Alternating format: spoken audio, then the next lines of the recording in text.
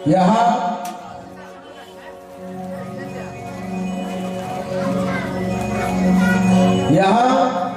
ध्रुव देख रहे हैं और भगवान ने अपना वेदमयी शंख कपोलों में लगाया है और जैसे कपोलों में लगाया तो स्त्री किया यौनता प्रवेशम वाचन मां प्रसुप्ता संजीव यद शक्ति रस भावना अन्यास हस्त चरण स्वर्ग प्रगादि प्राण नमो भगवते पुरुषाय तुभ्यं। हे मेरे प्रभु आपने मेरी सोई हुई वाणी को जगा दिया है। मैं आपकी स्त्री जानता नहीं हूँ, वंदना जानता नहीं हूँ प्रभु, लेकिन मुझे जो विद्यालय पढ़ाया गया है अनार का आम का आ से ज्ञा तक, उसमें से जो भी अक्षर है प्रभु आप स्वीकार कर लीजिए, क्योंकि अक्षर भी आपके ही बनाए हुए हैं सरकार, इसलिए आप स्वीकार करें। बस मुझे यही दीजिए कि आपका बल हस्त मेरे से दर्शना बना रहे हैं।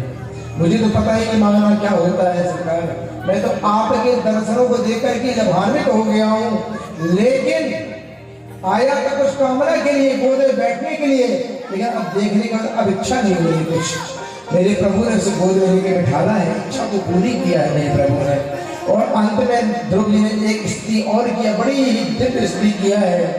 कहते हैं प्रभु मुझे आप दीजिए तो क्या दीजिए, यान निवस्त तनुव्रताम तपपातपया ध्यान वंदन कथा श्रवणेन सस्यात् सा ब्रह्माणि स्वामहीनमयी नाता नामाभू किवन्ते कर्षकं तत्पतां विभानात्।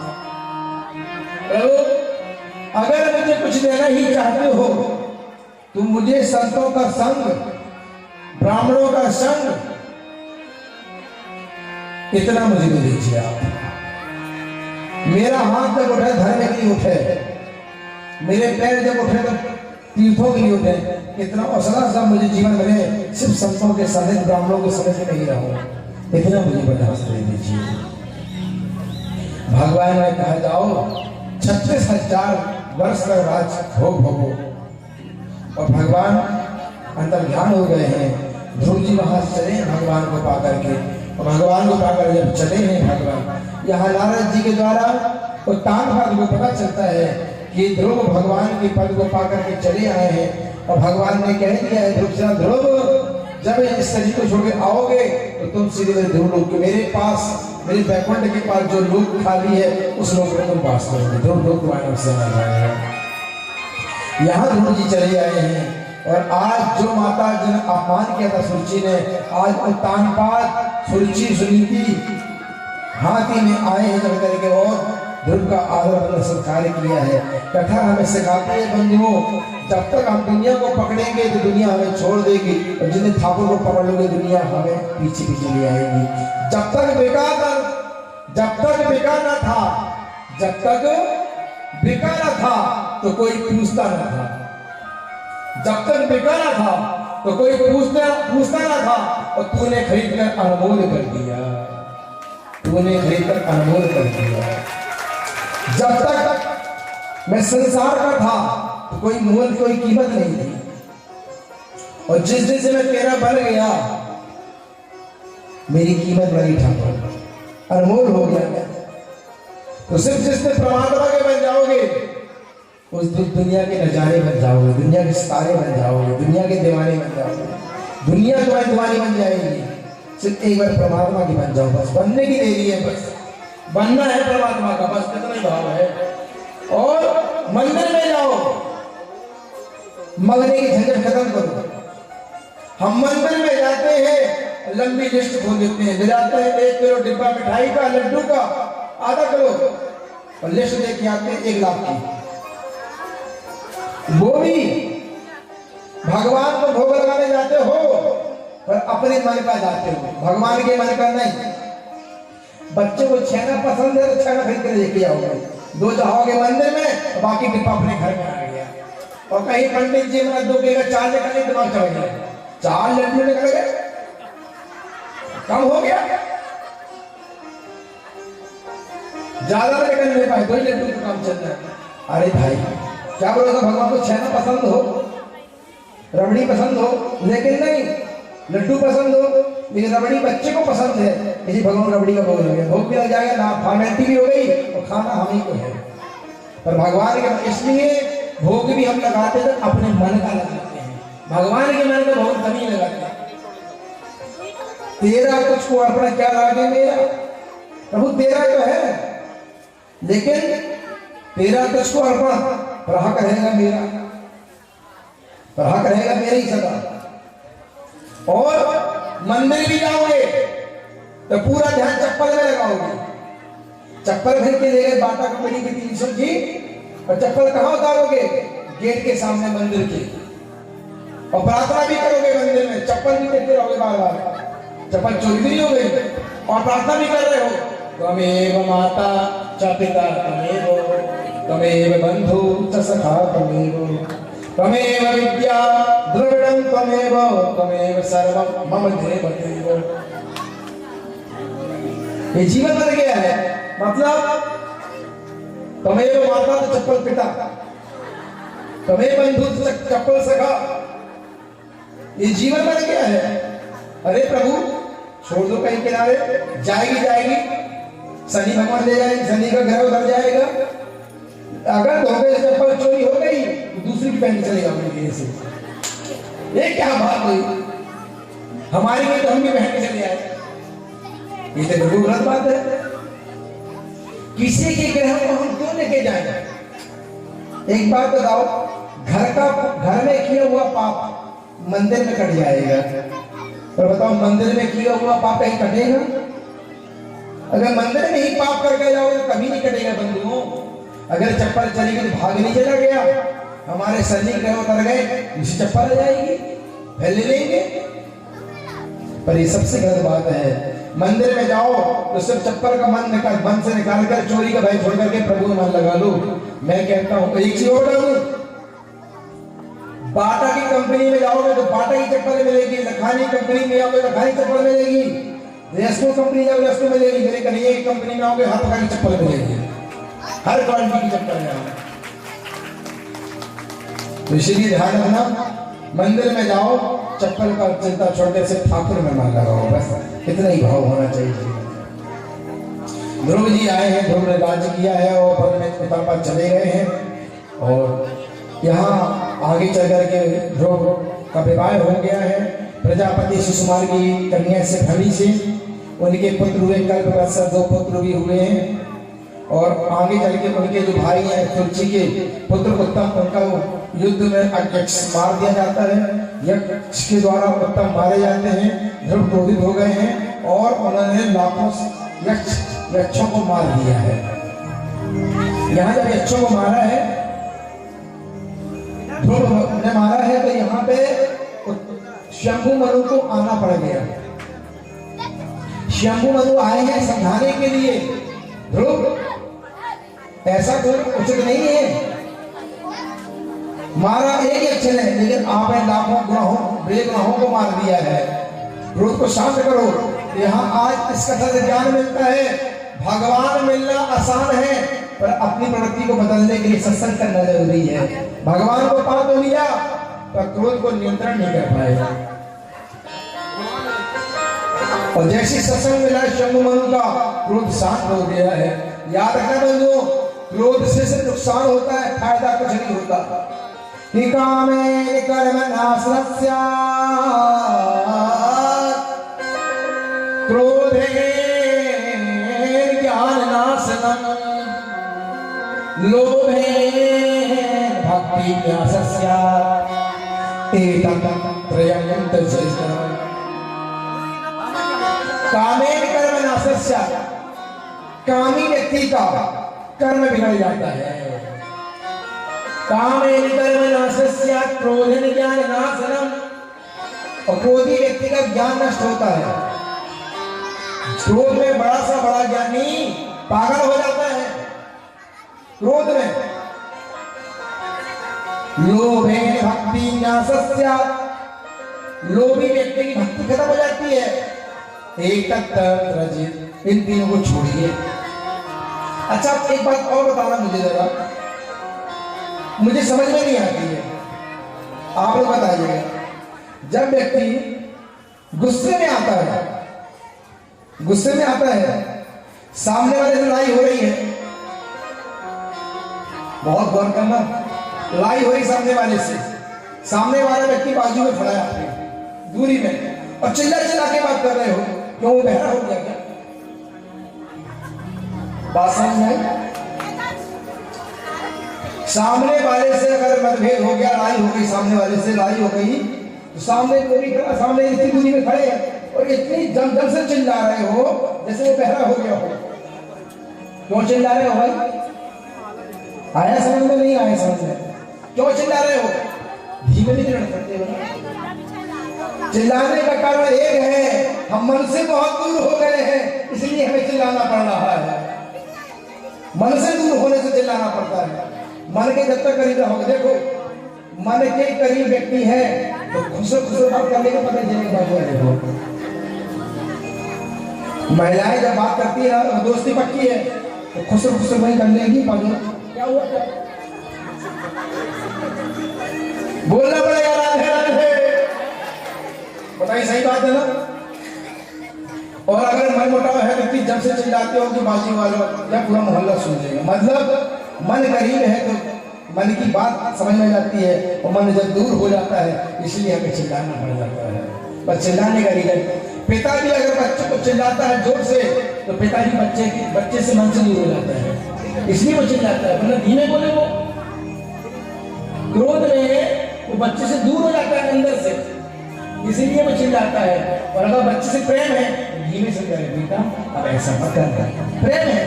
और क्रोध में मौन में दुष्ट मौत तो उसी सुन लेता है। बोलना पड़ेगा राधे। केवल से आगे हुए आगे के हुए हैं बहन। अन्य राजाओं ने प्रतापित थे, लेकिन बहन बड़ा दुराचारी था। अपने पिता को कष्ट दिया, अन्य राजा चले गए बन के लिए, और बहन ने अब क्या कर दिया? बहन का एक ही काम था, ना यष्टभ्यम न दातभ्यम ना होतभ्यम दुजाकचित इति न्यावार्य धर्मम वेदे घोषण सर्वसः। ना यष्टभ्यम, ना कोई यज्ञ करे, ना कोई दान करे, ना कोई जप करे, ना कोई हवन करे। अगर करना है हवन तो बैनाय स्वाहा, बैनाय नमः, बैन के नाम का दान करो। मतलब दान की मेरे नाम का होना चाहिए। उसने अपने आप को पुजवा लिया। यहाँ पे ऋषियों ने बहुत समझाया कि सिर्फ नारायण ही है सब कुछ, नारायण की पूजा बंद मत करवाओ, लेकिन नहीं माना। अंत में ऋषियों को क्रोध आ गया। जब क्रोध आ गया तो हुंकार भरा और बैन को वही गोविंदाई का नमो कर दिया। जब तक बैन राजा था, तो राज्य में सारे चोर दुखी हुए थे। चोर चोरी नहीं करता था, बड़ा दुष्ट था, सीधे फांसी में लटका देता था बैन। और जब से बैन मर गया है, राज्य में चोरी अतिक्रमण बढ़ गया है। ऋषियों ने कहा क्या करें?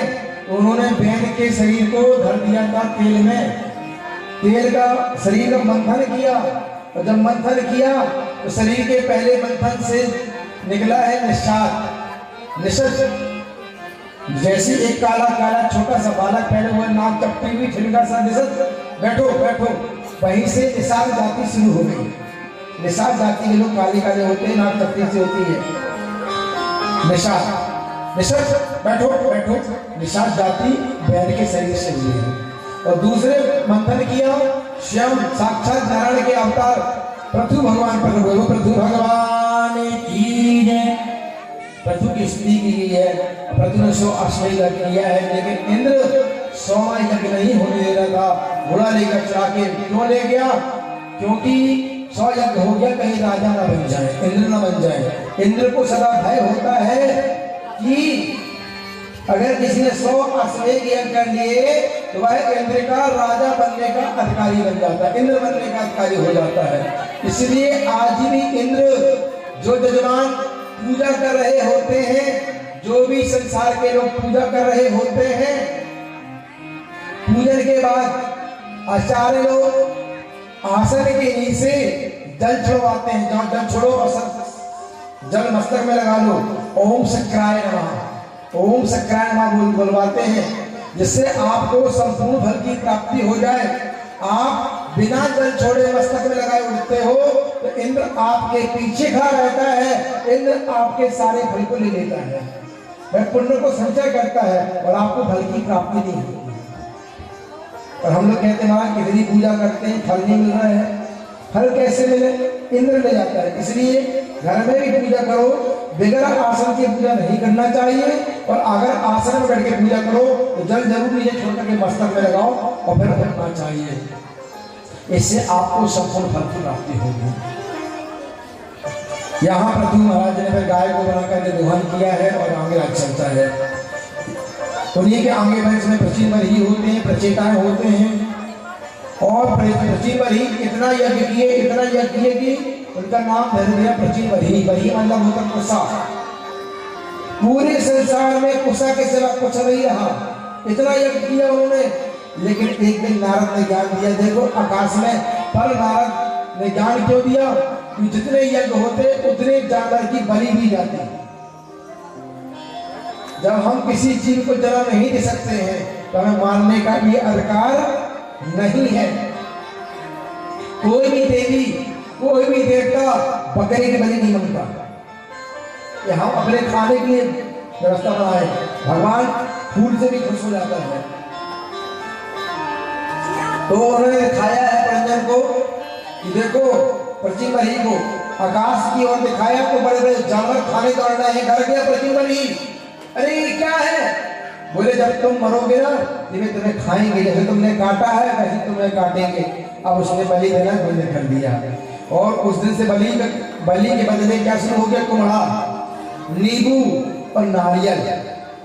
नारियल की बलि में आता है, नींबू बलि में आता है, और कुम्हड़ा भगवती को चढ़ता ना नवरात्रि में, कुम्हड़े बलि में आ गए, उड़दा ये बलि में आता है, सब लौंग ये सब बलि में आते हैं। उस दिन से प्रथा शुरू हो गई, किसी जीव की हिंसा ना हो। बस हम लोग शास्त्र को सुनते हैं, शास्त्र का उल्टा अर्थ निकाल लेते हैं। पुरंजन उपाख्यान बड़ा सुंदर सुनाया है। और यहीं पर चतुर्थ स्कंद को विश्राम, पंचम स्कंद में प्रवेश करें, क्योंकि आज पहला तक पहुंचना है। आज नरसिंह भगवान प्रहलाद के पास पहुंचेंगे, क्योंकि कल हमारे कौन आने वाले हैं? अखिल ब्रह्मांड नायक कन्हैया बालकृष्ण लाल आने वाले हैं। कल जब आप लोग आओ बड़ी तैयारी से आओ, बढ़िया पीले कपड़े हो तो ठीक है, और बढ़िया से घर करके आओ, और यहाँ से बढ़िया बधाई उठाई जाएगी, खिलौने ट्रॉफी वॉफी का व्यवस्था बढ़िया करिएगा। बढ़िया कल हीरा मिलेगा खाने को। अहीर क्या बोलते हैं? हीरा बोलते हैं, हरीरा गुड़ का बनता ना, क्या बोलते हैं? हरीरा। हाँ हरीरा, खाते नहीं इसे पता नहीं ना, हरीरा। तो हरीरा मिलेगा कब पीने को, बढ़िया लड्डू सब मिलेंगे, और कल बना के भी लाओ। कथा सार्वजनिक हो रही है, प्रश्न कथा होती तो यजमान देता। अब सब सभी तो यहाँ यजमान हो, जितने बेटे सब यजमान, सब 5-5 लड्डू लाओगे तो यहाँ तो फौज लग जाएगी, लड्डू का ठेल लग जाएगा। बांटो खाओ, सब यजमान है। तो चलते हैं पंचम स्कंद में प्रवेश करते हैं। और पंचम स्कंद में जो ताड़पात, जो शंभुवन के जो 2 पुत्र में जो ताड़पात के बाद दूसरा पुत्र प्रियव्रत, उनकी कथा आती है कि प्रियव्रतो भागवत आत्मा राम कथम मुनि ग्रहे रमणीयन मूला करबंधा। पुरंजन प्रियव्रत कर्म में फंसे हुए हैं, सिर्फ ध्यान तक कर रहे हैं। और यहाँ ब्रह्मा जी ने समझाया है, भागवत में पंचम स्कंद सबसे कठिन स्कंद है। यहाँ पूरा पद दिया हुआ है। बाल मुक्तम भगवत उत्तम श्लोकस्ति मच्चरणारविंद मकरंद अवशेषित चेतसो भगवत पाहंस देखितम किंचित वेदकम स्वाम से तमाम पदविन्म का प्रति। सिर्फ जब में लगे हुए, अपने ध्यान में लगे हुए हैं। और प्रियव्रत ब्रह्मा के कहने में विवाह में बंधे, और उसके बाद उनके जो पुत्र हुए आग्नेत्र हुए, आग्नेत्र के हुए नाभि, और नाभि के हुए ऋषभ। बोले ऋषभ भगवान की जय। ऋषभ के 100 पुत्र हुए, उनमें है भरत। ऋषभ भगवान से ही जैन संप्रदाय शुरू हुआ। ऋषभ भगवान क्या किए? भगवान के ध्यान में चले गए वन में, और जब वन में गए तो सारी 9 सिद्धियां उनके पास आ गई, उन्हें ठोकर मारी, नहीं चाहिए सिद्धियां। अब तो प्रियव्रत की ऋषभ भगवान की जय जयकार होने लगी, तो उन्होंने क्या किया, वस्त्रों को उतार दिया, कपड़े उतार दिए। अब तो भी लोग जहां चमत्कार वहां नमस्कार, चमत्कार लोग भागते हैं चमत्कार करने के देखने के लिए, तो उन्होंने अपना वस्त्र नीचे का उत्तरीय वस्त्र भी छोड़ दिया, अब निर्वस्त्र हो गए, बिना कपड़े के हो गए। लोग कहते बड़ी शर्म नहीं आती, लेकिन वो तो भगवान की ध्यान में रखते, लेकिन लोग तो भी जाते हैं। एक आश्चर्य की बात, फिर लोगों का झुंड देखिए, महात्मा जो होते हैं, सच्चे महात्मा जो होंगे ना, भीड़ से बचने का प्रयत्न करते हैं। सच्चे महात्मा की पहचान भीड़ से दूर हो जाएंगे। बोले क्यों? कि मान बढ़ाई जब से आई तब से किस्मत फूटी, और स्वामी स्वामी बजने लागे लगन राम से छूटी। अकेले रहो, मस्त रहो, मौला रहो, कोई टेंशन नहीं। और जब फौज लगी, चेलों की फौज, गुरुजी हमारे घर में, गुरुजी हमारे घर में। अब गुरुजी जो 10 घंटे भजन करते थे, अब 6 घंटे में आ गए, 4 घंटे में आ गए, और वो भी छूट गए। अब चेला गाड़ी में घुमा रहे हैं, माल छान रहे हैं, गुरुजी बैठ गए, भजन से दूर हो गए। सच्चा महात्मा भीड़ से दूर होने लगा, वैसे ऋषभ भगवान करने लगे दूर। अब उन्होंने क्या किया, लोग तो भी जनता आ रही है, तो उन्होंने मन मूत्र क्या करके शरीर में गोली बोलना शुरू कर दिया, पर उनके मन से बदबू नहीं, 1000 योजन तक खुशबू आ रही थी। सिद्ध पुरुष है। एक दिन उन्होंने अपने योग अग्नि के द्वारा अग्नि प्रकट कर लिया और जलकर भी भस्म हो गए ऋषभ भगवान। उनके जो बेटे भरत है, भरत जी सारा राजपाट छोड़ करके आ गए हैं वन में तपस्या करने के लिए, अपने पुत्र को सौंप करके। लेकिन भरत जी महाराज से एक गलती हो गई, भरत जी के जो पुत्र है वो आगृत रहे। भरत जी आए हैं तप करने के लिए, लेकिन वहां पे आकर एक दिन भरत जी महाराज स्नान कर रहे थे, और स्नान करते करते एक हिरणी जल पी रही थी, सिंह ने आवाज लगाया और हिरणी जैसी छलांग मारी। हिरणी थी गर्भवती और उसका प्रसव वही हो गया। हिरणी उस पार जाके गुफा में जाके मर गई और उसका बच्चा बहने लगा। भरत जी महाराज ने इस बच्चे को हाथ में ले लिया, पाल के ले आया। देखिए भरत जी ने बच्चे को उठाया, अच्छा काम किया, बच्चे को जान बताई, अच्छा काम किया, लेकिन ला करके आश्रम में रख लिया, और आश्रम में ला करके अब उसके खाने की व्यवस्था। जो भरत जी महाराज चक्रवर्ती सम्राट थे, सब कुछ छोड़ करके वन में आए तप करने के लिए, और 24 घंटे भगवान की ध्यान में रहते थे, आज वो अब हिरण के घास की चिंता में रहने लगे।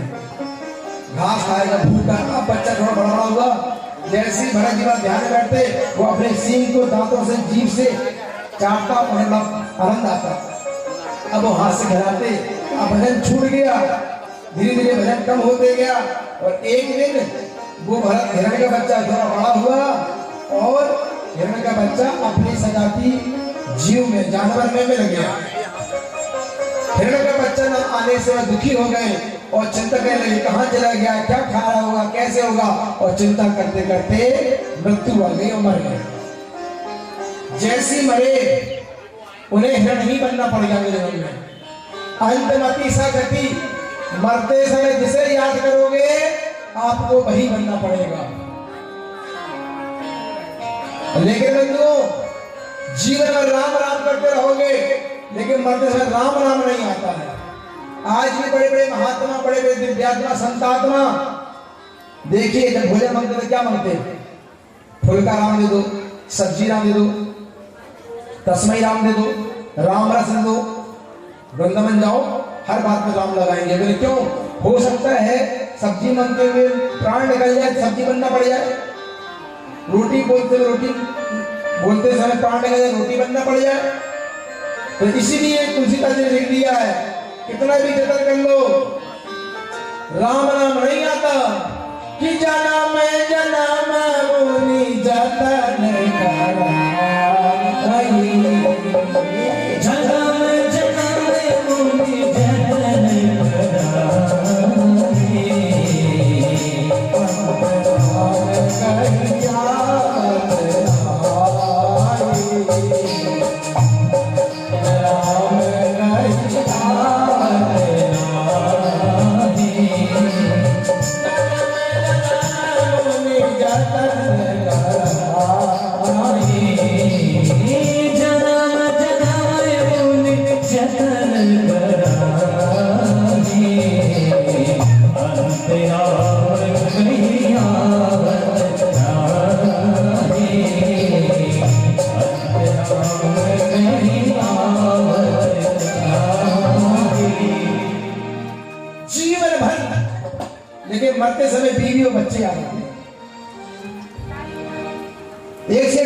वाले थे, मर रहे थे, मरते मरते जीवन में धन की कोई कमी नहीं। 4 बेटे खड़े, जवान बंद हो गई, इशारा कर रहे, सारे बेटे खड़े हो गए पास में।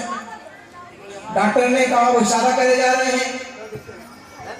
बच्चे ने सोचा पिताजी की आवाज बंद हो गई, पक्का बता रहे धन कहाँ छुपाए हैं। डॉक्टर से कहा भैया डॉक्टर साहब आखिरी बार इनकी जमानत करवा दो, पक्का कहीं खजाना बता रहे हैं। और सेठ जी बताए लगे, बोले एक बार बोलेंगे पर 5000 लगेगा, इंजेक्शन लगाना पड़ेगा, 1 मिनट के लिए बोलेंगे, लगा दो। 5000 जाएगा पर लाभ तो मिलेंगे, लगाओ इंजेक्शन। जैसे इंजेक्शन लगाया, सेठ जी बोले अरे निकम्मो यहाँ खड़े हो गए, जूता खा रहा वो कुत्ता, पकड़ो, कहीं लाया था। और सेठ जी चले गए गोविंद मरते समय अपने जूता समझ में आ रहा था। और लड़के माथा पी के बैठ गए, बाप मारा तो मारा, 5000 पाउंड ले गया, बोलना पड़ेगा राधे राधे। ऐसा ना हो जाए मन जहां चला गया तो वहीं फंस जाएगा। इसलिए अपने मन को कि श्वास श्वास पे कृष्ण भजन, वृथा श्वास ना खोए, ना जाने या श्वास की आवन हो ना हो। ये श्वास बहुत कीमती है बंधुओं, श्वास को बचाइए, हर पल भगवान की याद में रहिए, चिंतन में रहिए। भरत जी हिरण बन गए, और जब हिरण बन गए हिरण की योनि में याद है। क्यों याद है? क्योंकि उन्होंने तप किया है, तप का प्रभाव है। तो तुलसीदास जी कह रहे हैं कि एक मृगा के संग ते भरत धरी मृग दे, एक मृगा के संग ते भरत धरी मृग दे, तुलसी माँ की कौन गति जो घर घर करत सले, तुलसी माँ की का गति जो घर घर करत सले।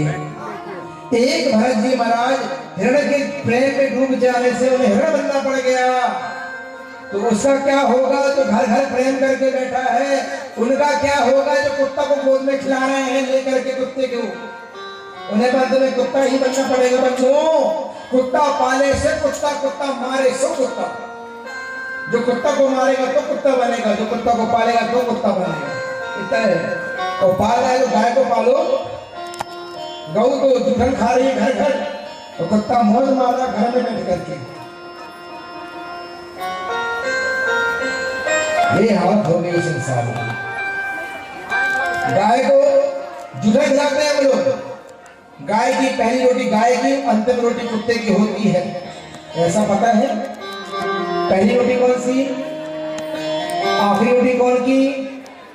अब उल्टा होने लगा, पति ऑफिस जा रहे हैं, जल्दी है, जल्दी लोग खाओ, पहली रोटी पति को खिला दिए, वो बन गया गाय जैसे। और आखिरी रोटी की जो बचती है वो कौन खाती है? बोलना पड़ेगा राधे।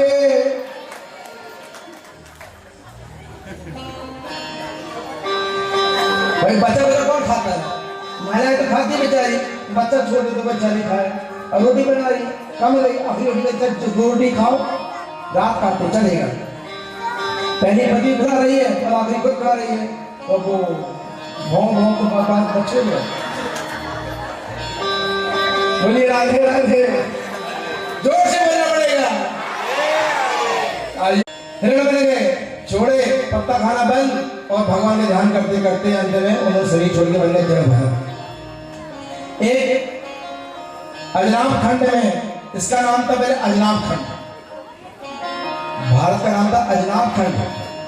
भरत जी के द्वारा ही इनका नाम रखा गया भरत, भारत। और यहाँ पे भरत जी जब हुए, ब्राह्मण के जन्म लिए, उनके पिता उन्हें सिखा रहे हैं बेटा गायत्री मत पढ़ो, लेकिन उन्होंने गायत्री मंत्र का ध्यान नहीं किया। कहते हैं अगर मैं गायत्री मंत्र पढ़ूंगा तो मेरे पिताजी कहीं जाओ शादी करा के आओ, शादी करो तो मेरा भागवत करके आओ, ये करके आओ, क्रिया करते करते मैं फिर बंधन में फंस जाऊंगा। हिरण के चक्कर में हिरण बनना पड़ गया, फिर मंत्र पड़ गया तो फिर बंदर बन जाऊंगा, कुछ नहीं पढ़े, कुछ भी नहीं पढ़ा उन्होंने। और पिता ने कह दिया जड़ है, मूर्ख है। 4-5 बेटे थे, उसको मूर्ख समझ लिया, पिता भी मर गए और भरत, जड़ भरत नाम पड़ गया, मूर्ख है।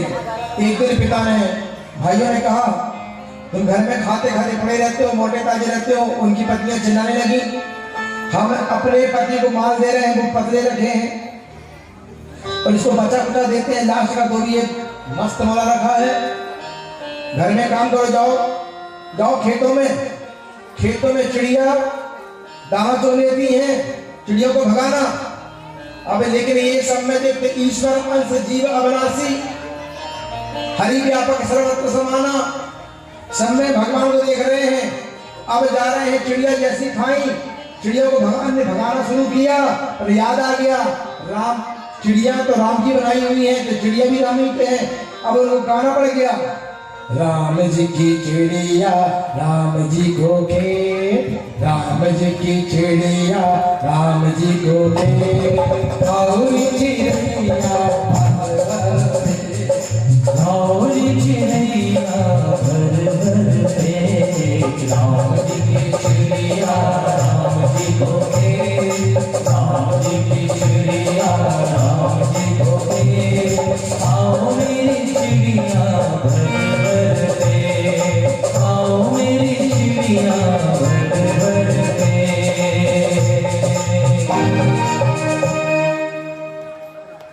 राम जी का खेत, राम जी की जैसे राम जी का है, तुम्हें तुम कौन भगाने वाला। उन्होंने नहीं भगाया, भाइयों ने डांटा और भगा दिया, घर जाओ किसी काम के लिए आए। यहाँ पर एक डाकू को संतान चाहिए था, उन्हें पढ़ के ले गए, बड़ी चाहिए था माँ भद्रकाली को बलि देने के लिए, बन के ले गए, खूब खिलाया, माला पहनाया और मारने को तैयार हुआ। भरत जी को, जब भरत जी को झुकाया, मारने को हुए, महाकाली प्रकट।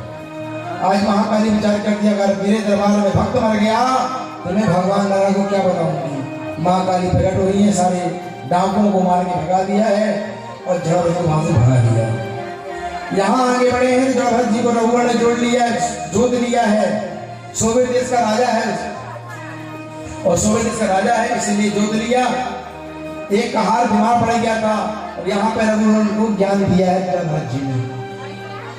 चींटी को देख देख के बच रहे हैं, चींटी का मरने पाए तो कूद रहे हैं, हर जीव में देख रहे हैं और चींटी को देख के कूदते हैं तो राजा रघुवर का सिर लगता है, पालकी में चिल्लाता है, 1 बार 2 बार 3 बार, तो अंत में उसने बहुत ताने दिए, पागल हो, ये पतला दुबला है, बीमार है, बहुत दिन तक हो गए। अब उन्होंने कहा अगर आज मैंने इसे ज्ञान नहीं दिया, राजा रघुवर कपिल भगवान के पास ज्ञान पाने जा रहा था, आज मेरे जड़ भरत जी ने ऐसा बोला, आज कहते अगर मैंने नहीं बोला तो दुनिया वाले कहेंगे जिसके कंधे पर राजा रघुवर जा रहा है, जिसके कंधे में बोझ है, उन्होंने ज्ञान नहीं दिया, नरक चला गया। ऐसा ना हो मेरे अपराध करने से, मेरा अपराध करने से उसे नरक जाना पड़ जाए। अगर सच्चे व्यक्ति का दिल दुखाओगे आप, सच्चे व्यक्ति का अपमान करोगे आप, संत का अपमान करोगे आप, ब्राह्मण का अपमान करोगे आप, आपको नरक जाना पड़ेगा है, कुल खानदान मिट जाएगा, ये मिट जाएगा। हमारे द्वारा अपमान ना हो पाए, तो ब्राह्मण भी कर्मिष्ठ हो, ब्राह्मण भी योगी हो, ब्राह्मण भी संत हो, ब्राह्मण भी होना चाहिए, पर ब्राह्मण जैसा भी है पर गाली देने का गाली नहीं, गाली मत, बुरा मत हो, पापी अपने पाप से स्वयं मर जाएगा। हम कौन होते हैं बोलने वाले, भगवान देगा ना, पर हमारी तो कुछ नहीं रहेगा। राजा रघुवर ने समझाया है, ज्ञान दिया है, राजा रघुवर चरणों में आ गया। यहाँ पर राजा रघुवर ने क्या बात बोल दिया, अद्भुत बात बोला। कहते हैं कि देखो मैं किसी से नहीं डरता, मैं किसी से नहीं डरता हूँ और डरता हूँ तो सिर्फ एक ही से डरता हूँ, ब्राह्मण के अपमान से डरता हूँ बस, बाकी मैं किसी से नहीं डरता हूँ। कहते हैं ज्वरामर्तस्य रागदम सन्निधातस्य हिमम्भ्या, ना मैं इंद्र के वज्र से डरता हूँ, ना विष्णु के सुदर्शन से डरता हूँ, ना शिव के त्रिशूल से डरता हूँ, डरता हूँ तो सिर्फ ब्राह्मण के अपमान से डरता हूँ, बाकी मुझे किसी का भय नहीं है। यहाँ ज्ञान दिया है राजा रघुवर को, और यहाँ पर आगे वर्णन आया है 28 नरकों का। यहाँ पे परीक्षित ने प्रश्न कर दिया, महाराज व्यक्ति पाप करता तो कहाँ जाता? कहते नरकों में जाते हैं। 28 प्रकार के नरक हैं, तामिस, अर्तामिस, रौरव, महारौरव। जौन जैसा पाप करता है वैसा ही। इस प्रकार जब कपड़े गंदे हो जाते हैं ज्यादा तो कपड़े कहाँ जाते हैं? धोबी घाट। और धोबी घाट में जाते हैं तो कपड़े कैसे धुलते हैं सबको पता है ना? धोबी कपड़े कैसे धुलता है? पटक पटक के धुलता है, कपड़े का कचरा निकाल डालता है। उसी प्रकार मानव जब यहाँ पाप करते हैं तो नरक में जाकर उन्हें प्रसिद्ध किया जाता है। दिया गंदा हो जाए, लोहा गंदा हो जाए, उसे अग्नि में जलाया जाता है नवीन करने के लिए। उसी प्रकार इस मानव जैसे जब पाप होते हैं तो पाप का प्रायश्चित नरक में होकर ही किया जाता है। आगे प्रश्न आता है महाराज कि नाम की क्या महिमा है? जब व्यक्ति नाम ले सकता है तो नाम से कर नहीं सकता क्या? नाम से कर सकता है। नाम की आदत नहीं है। एक अजामिल नाम का एक ब्राह्मण था कि कान कुबजो दिदातश्च दासी पतिराजा मिलहा नाना नशराचारो ना सस्यासरुष्टा। सिर्फ ब्राह्मण अजामिल एक वैश्या के संग में आने से वैश्यागामी हो गया। अपने माता पिता के मरने में पिंडदान नहीं किया, पत्नी को भी भगा दिया, बच्चों को भगा दिया और वैश्या से 9 बच्चे हो गए। संत महात्माओं की सेवा किया उसकी पत्नी ने। और जब जिसके आप ब्राह्मण भोजन कर लें, संत भोजन कर लें तो कुछ न कुछ दे के आते हैं। तो कहते हैं बेटी तुमने हमें भोजन कराया है, एक काम करना, हम दक्षिणा चाहते हैं। ब्राह्मणों को भोजन कराने के बाद दक्षिणा देना चाहिए, तभी फल की प्राप्ति होती है। भले ही 5 रुपए दो, भले 10 रुपए दो, पर भोजन के बाद दक्षिणा देनी ही चाहिए। तो बेटा दक्षिणा में यही देना कि आज जो तुम्हारा बेटा होने वाला है 10वां, उसका नाम धना नारायण। बोले महाराज जितनी जल्दी वहां से ले आओ, हमारे पति अजामिल आ जाएंगे तो आपका सारा धन लूट लेंगे और दक्षिणा इतनी अच्छी देंगे कि आप बिना कपड़े के जाओगे। यहाँ पर चले गए महात्मा और उस वैश्य को याद था कि एक बेटे को जन्म दिया और नाम धर दिया अजामिल। अजामिल ने नाम धर दिया नारायण। नाम धर दिया नारायण। जब नारायण नाम धर दिया अब उस नारायण से इतना प्रेम हो गया, खाते में नारायण आ जाओ, नारायण आ जाओ, नारायण आ जाओ, इतना प्रेम हो गया कि हर बात में नारायण की अपने बेटे को याद करता। एक दिन इसकी मौत आ गई और 4 दूध सामने खड़े हो गए। इतना भय में व्याप्त हो गया, मलमूत्र त्याग कर दिया और बेटे को बचाने को बुलाया, नारायण नारायण। जैसे ही बेटे को बुलाया है मेरे साक्षात भगवान के पार्षद खड़े हो गए, छुड़ा दिया, मार के भगा दिया।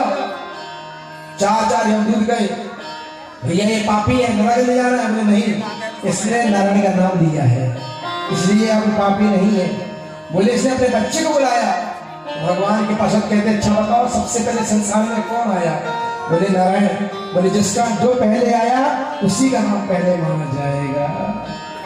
एक बार नारायण कहने से मुक्ति हो गई इसकी। यहाँ पार्षद आकर धर्मराज के पास जाते हैं। धर्मराज ने कह दिया उन व्यक्ति को मेरे पास लाना जिसके मस्तक में तिलक ना हो, शिखा चोटी ना हो, जिसके मुख में राम नाम ना हो, गले में तुलसी ना हो, उसे लेके आना। जिसके गले में तुलसी है वो नरक कभी नहीं जाएगा बंधुओं। इसलिए हर वैष्णव को गले में तुलसी की माला पहनना चाहिए पतली। पालतू और फालतू में अंतर होता बंधुओं। पालतू कुत्ता जानते हो, पालतू कुत्ता के गले में पट्टा होता है और फालतू के कुत्ते के गले में पट्टा नहीं होता है। पालतू कुत्ते को भी मार नहीं सकता, मालिक खड़ा हो जाएगा। और फालतू जहां देखो कोई डंडा खाता है। उसी प्रकार गले में जिसके तुलसी है वो भगवान का पालतू कुत्ता बन जाता है। उसके गले में तुलसी नहीं है वो संसार का फालतू कुत्ता बन जाता है, घर घर ठोकर खाता है। भगवान का बनने का प्रयत्न करो, इस संसार का बनोगे ठोकर ही खाओगे। जैसे मीरा को कल लाएंगे, मीरा जहर का प्याला पीनी थी सिर्फ भोग लगा के। मीरा का प्रसंग कल आने लगे। अभी भगवान बड़ा भगवान हुआ है, नरसिंह भगवान आ रहे हैं। नाम के द्वारा वो अजामिल भी तर गया, ये नाम का प्रभाव है। इसलिए कभी भी नाम सोच समझ के रखो। अपने शत्रु का नाम बच्चे का मत रखो, टिंकू पिंकू चिंकू रिंकू पिंकू मत रखो। पहले के नाम नारायण होता था, विष्णु होता था, भगत होता था, भरत होता था, ऐसे नाम रखे जाते थे। नाम को इतने अच्छे से रखो कि अनजाने में हो सकता नाम आ जाए, मेरे गोविंद का नाम आ जाए और मोक्ष पाले अजामिल की तरह। वृंदावन हरि लाल की जय। यहाँ अजामिल का उद्धार होता है, अजामिल का, क्योंकि नाम का प्रभाव है बंधु। नाम राम ने नहीं, राम के नाम में सबको तारा है। राम एक तापस दिए तारी, नाम कोटि खल कुमत सुधारी। कहू कहीं लगी नाम बढ़ाई, राम न सही नाम बढ़ाई। नाम राम भी अपने नाम की महिमा को नहीं जानते। आगे बत्तासुर का बहुत सुंदर संवाद आता है। बत्तासुर दृष्टा विष्णु रूप नाम के जो त्वष्टा के पुत्र थे, इंद्र ने गुरु का अपमान कर दिया। गुरु के अपमान से इंद्र का राज चला गया। जीवन में सब कुछ करना पर गुरु का अपमान मत करना। जिसने गुरु का अपमान कर दिया वो धन से विहीन हो जाएगा, उसके द्वार में धन नहीं आएगा, घर में धन की वैभव कमी हो जाएगी। इंद्र का राज चला गया। विष्णु को गुरु बनाया। विष्णु की जो माँ थी, असुरों की बहन थी रचना, उनसे उनका जन्म हुआ। और विष्णु के 3 मुख थे और बंद मुख से हवन कर रहे थे। और विष्णु रूप ने इंद्र को नारायण कवच का ज्ञान दिया। जो व्यक्ति नारायण कवच का नित्य पाठ करता है, नित्य पाठ करेगा नारायण कवच का, वो जीवन में कभी पराजय उसकी नहीं हो सकती है। अगर किसी का कोर्ट में केस चल रहा हो, किसी प्रकार का शत्रु ज्यादा परेशान कर रहा हो, नारायण कवच का पाठ करना शुरू कर दीजिए आपको कभी कोई हरा नहीं सकता है। ये नारायण कवच का ऐसा प्रभाव है। नारायण कवच का एक श्लोक, बहुत सुंदर श्लोक है, इसको सुनाते हैं।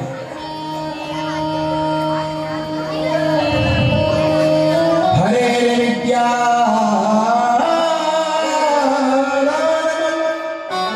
सर्वरक्षां न्यस्तां विपदं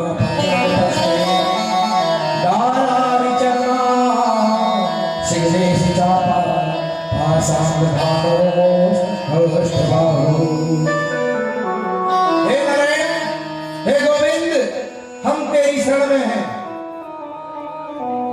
आप पर्वत से भी विशाल हैं और मेरे ऊपर पर्वतों के जैसे भार रखा हुआ है सिर पे। शत्रु बलशाली है, कृपया रक्षा करें। नारायण कवच का पाठ करने से व्यक्ति की पराजय नहीं हो सकती बंधु। और यहाँ पर बत्तासुर, जब विष्णु मारा गया, इंद्र के मारा, तो त्वष्टा ऋषि ने बत्तासुर को पैदा कर दिया और अंत में बत्तासुर भी मारा गया। एक गलती से मंत्र में थोड़ी गलती हो गई, अम की जगह आहा लग गया। इंद्र को मारने वाले जब मरने वाला पैदा हो गया, यही गलती हो गई और बत्तासुर ने प्रार्थना किया। अंत में बत्तासुर मारा गया। आगे माता पार्वती का श्राप लगा। बत्तासुर कौन था? चित्रकेतु का। आगे कथा की बहना थी। यहाँ कहते हैं महाराज, भगवान को किस भाव से गोपियों ने भेजा?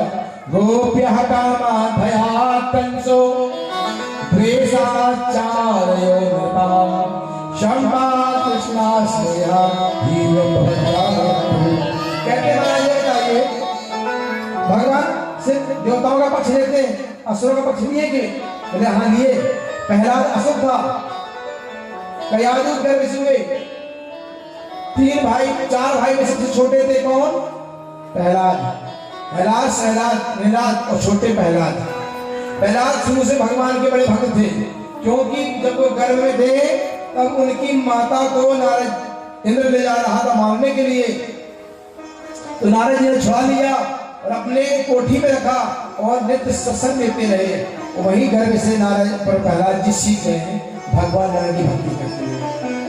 जब प्रहलाद थोड़ा बड़ा हुआ, जब बड़ा हुआ है तो उन्हें गुरुकुल भेजा गया है। और गुरुकुल जब भेजा गया है तो यही कहा गया, जाओ बेटा पढ़ के आओ। और जब पढ़ के आए हैं तो गुरुकुल में पढ़ाया कुछ और जाना था, लेकिन प्रहलाद जी जब आए हैं तो पिताजी कहते, बेटा एक काम बताओ, मुझे अच्छी चीज सिखाओ, तुम क्या सीखे विद्यालय में? जब बच्चा पहली बार स्कूल जाता था, माता पिता कहते हैं ना, क्या कहते हैं माता पिता? बेटा क्या सीखे? तो कह रहे हैं तत्साधु मन्ये सुरवरदेहिना सदा स्मद्विग्रहात् हेतवाद पापम गए अंधकूपम वनगतो यज्ञो विरामम। पिताजी इस शरीर को छोड़ करके साधु के चरणों में जाओ, यही कल्याण है। संसार को छोड़ करके वन में जाओ। 50 साल के बाद व्यक्ति को वन में जाना चाहिए। 50 के बाद 51 वन, 53, 54, 55 वन, 56, 57, 58 वन जाओ। और 58 के बाद 60 माने मूर्ख, अभी तक नहीं गए जाओ। बोले कहाँ जाए महाराज, जंगल नहीं बचे। बोले घर को ही, अपने मन को जंगल बना लो। घर से व्यक्ति ले लो, बहू क्या बना रही है इससे कोई मतलब नहीं। हमें 2 रोटी सुबह 2 रोटी शाम को दो, और खाओ और प्रभु की गुणी गाओ। बस यही जीवन का अपने आप को संसार से अलग बनाते चलो। प्रहलाद जी को फिर पुनः भेजा है और इसमें प्रहलाद जी 9 प्रकार की भक्ति सीख करके आए हैं। श्रवणम कीर्तनम विष्णु स्मरणम पाद सेवनम अर्चनम वंदनम दास्यम आत्मा सख्य निवेदनम। 9 प्रकार की भक्ति है। सबसे पहले भक्ति कौन है? श्रवण, सुनो। प्रथम भगत संतन कर संगा, दूसर जन्म कथा प्रसंगा, गुरुपद पद पंकज सेवा, तीसर भक्ति अमान। 9 प्रकार की भक्ति बताए हैं। यहाँ 9 प्रकार की भक्ति प्रहलाद जी ने अपने पिता हिरण्यकशिपु को सुनाया। हिरण्यकशिपु विष्णु का 1 नंबर का शत्रु है। क्यों? उनका हिरण्याक्ष भाई मारा गया जब से वो शत्रु बन गया है। आज अपने बेटे को यहाँ से फेंक दिया है, और जब बेटे को फेंक दिया, अपने बेटों को फेंका है, जैसे बेटे को फेंका है गो से, अब कह दिया जाओ इसे मारो, इसे मारो। पहाड़ से पटका है, पहाड़ से पटकने के बाद उस सर्पों के बीच में लाया है। सर्पों ने भी काटा, लेकिन प्रहलाद की मृत्यु नहीं हुई है। उन्हें भूखा रखा गया तो भी प्रहलाद की मृत्यु नहीं हुई है, पुनः लाया गया है। आज माँ को बहुत तकलीफ हो रही है कि आज मेरे बेटे को तकलीफ दी जा रही है, लेकिन उन्हें पुनः हाथी के नीचे लाया गया, लेकिन मृत्यु नहीं हुई। हिरण्यकशिपु की बहन होलिका को वरदान था, अग्नि उसे जलाई ही नहीं। होलिका ने गोद में लेके बैठा तो कुछ समय होलिका खुशियां जल गई। यहाँ बताना पड़ा भक्त को जो परेशान करेगा वो स्वयं मर जाएगा। कितना बड़ा वरदानी क्यों ना हो, पर भक्त को कोई परेशान नहीं कर सकता है। अंत में हिरण्यकशिपु क्रोध आ गया, क्रोध जब आया तो उसने क्या किया? अपने बालक को ही मारने के तैयार हो गया। और प्रहलाद से कहते, प्रहलाद कहाँ है तेरा भगवान, कहाँ है तेरा भगवान? प्रहलाद कहते हर जगह भगवान है, हर जगह। बोले कहाँ? तो कहते मुँह पे तो पे खड़ग थंब में, जहाँ देखो तारा, जहाँ देखो तारा। पिताजी मुंह पे, मुझ पे, आँख पे, खड़ग में, खंभ में, जहाँ देखूं वही राम के समय मुझे कोई भाता ही नहीं है। खंभ में राम देखा, खड़ग में राम, बोले हाँ खड़ग में भी राम, सब में राम है। मुंह पे तो पे खड़ग खंभ में, जहाँ देखूं तहाँ राम। हिरण्यकशिपु क्रोध से लाल हो गया। क्रोध से जैसी लाल हुआ हिरण्यकशिपु, प्रहलाद को उठाकर पटका है और क्रोध में भर करके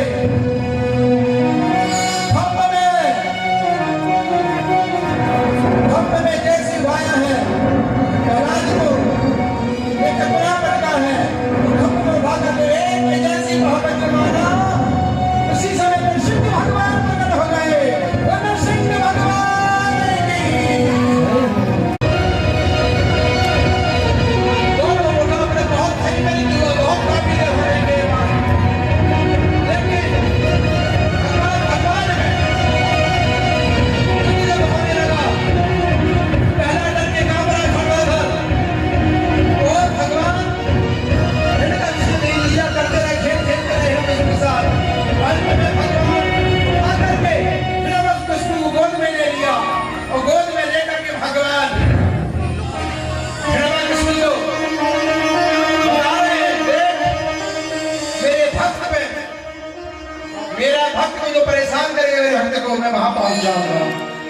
भक्त की जहां हाँ, भक्त कहाँ, भगवान कहाँ? बोले जहां भक्त की हाँ, भगवान वहीं है। भक्त की हाँ, भगवान वहां। खम में से भगवान प्रकट हो गए हैं और भगवान आज उसके वचन याद दिला रहे हैं। हिरण्यकश्यप ने बोला महाराज मुझे कोई मार नहीं सकता। क्यों? मुझे वरदान है। कैसा वरदान? मुझे ब्रह्मा ने वरदान दिया है, ना मुझे देवता मारेगा ना कोई असुर मारेगा मुझे। ब्रह्मा की बनाई सृष्टि में मुझे कोई नहीं मार सकता है। भगवान कह रहे ब्रह्मा को मैं बनाता, ब्रह्मा मुझे क्या बनाएगा? ना मैं देव हूं ना मैं असुर हूं। देख मैं सिंह हूं। महाराज मैं दिन में मारूंगा ना रात में मारूंगा। बोले देख गोधूली मेरा संध्या के समय मैंने मारा है। महाराज मैं मर नहीं सकता, ना ऊपर ना नीचे, क्योंकि मेरी गोद में बैठा हुआ। देख और बताओ। कहते महाराज ना मैं अस्त्र से मारूंगा ना शस्त्र से मारूंगा। बोले मैं तेरे नखून बना के लाया अलग स्पेशल तेरे लिए।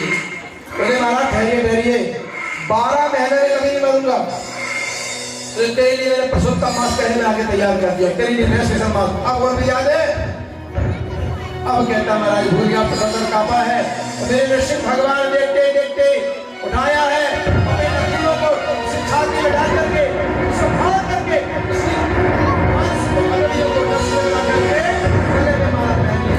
आज मेरे भगवान का क्रोध शांत नहीं हुआ। भगवान का क्रोध शांत नहीं हुआ है। माँ लक्ष्मी को बुलाया गया और लक्ष्मी भी शांत, माँ लक्ष्मी को बुलाया गया। माँ लक्ष्मी देवता थर-थर कांप गए। अब माँ प्रभु अगर क्रोध शांत नहीं हुआ तो सृष्टि का आज प्रलय हो जाएगा। सृष्टि का जब प्रलय जाएगा तो क्या करें? माँ लक्ष्मी को लाया गया कि माँ लक्ष्मी को लेकर के पति कितना भी क्रोध में क्यों ना रहे, अपनी के पत्नी को लेकर सारा क्रोध शांत हो जाता है। कितना भी क्रोध में रहे, पत्नी की मुस्कुराहट पति के क्रोध को शांत कर सकती है। माँ लक्ष्मी आई।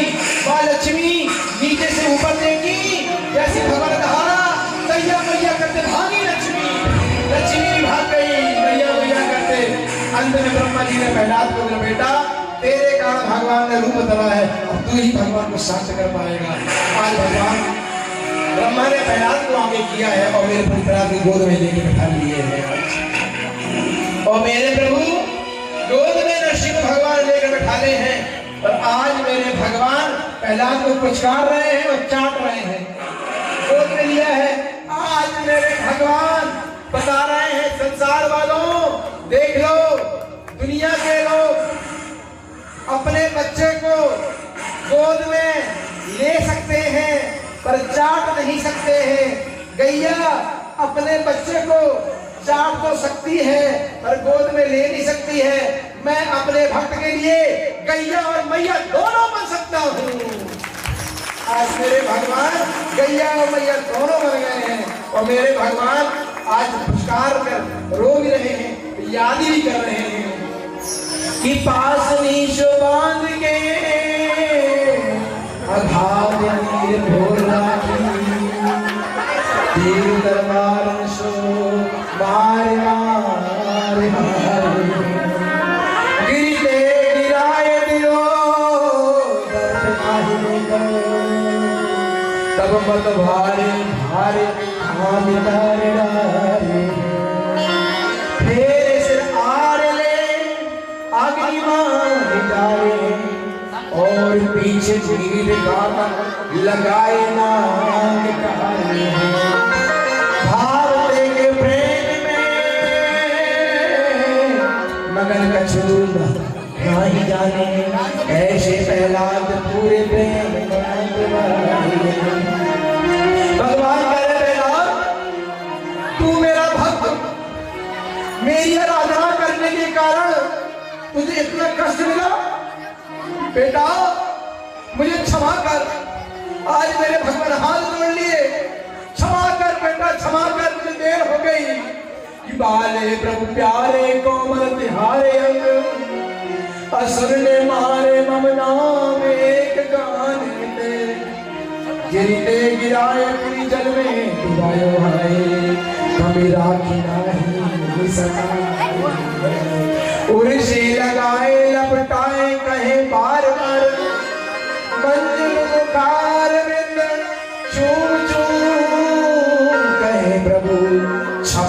पुत्र मोही देर भैया, क्षमा करो पुत्र मोही देर भैया। आज मेरे भगवान प्रहलाद से क्षमा मांगे हैं और भगवान प्रहलाद ने वरदान दे दिया है, प्रहलाद क्षमा करना बेटा, आज मैं तुझे वरदान देता हूँ, बोल क्या चाहिए माँ। प्रहलाद ने की बात का प्रभु अगर मुझे देना कितना देना कि मेरे पिता ने मुझे बहुत दंड दिया है, मुझे सदुख नहीं है, पर मेरे पिता ने आपका अपमान किया है उसका दुख है, उसके कारण मेरे पिता को प्रभु नरक मत देना। भगवान कहते बेटा जिस घर में तेरे जैसा पुत्र हो जाएगा ना उसकी 21 पीढ़ी तर जाती है, 10 पीढ़ी माँ की, 10 पीढ़ी पिता की और एक खुद को तर जाता है बेटा। आज मैं और मांग क्या चाहिए, बस प्रभु अगर देना है तो इतना देना। आज मेरे प्रभु संतोष नहीं है, मेरे प्रभु कर मुझे संतोष नहीं है, मांग मेरा क्या चाहिए। आज प्रहलाद कहते प्रभु अगर देना ही है तो इतना वरदान दे दो कि मेरे मन में मांगने की इच्छा ही ना हो, इतना वरदान दे दो। आज मेरे प्रभु रीझ गए और भगवान ने प्रहलाद में विशेष भगवान ने कृपा किया। भक्तों भगवान की शरण में व्यक्ति जाता है तो भगवान जहां भक्ति यहां होती मेरे प्रभु वहीं प्रकट हो सकते हैं। बोल जगन्नाथ भगवान की, वृंदावन बिहारी लाल की जय। प्रहलाद भगवान ने कृपा किया है। आइए झूमते हुए आरती की ओर चले।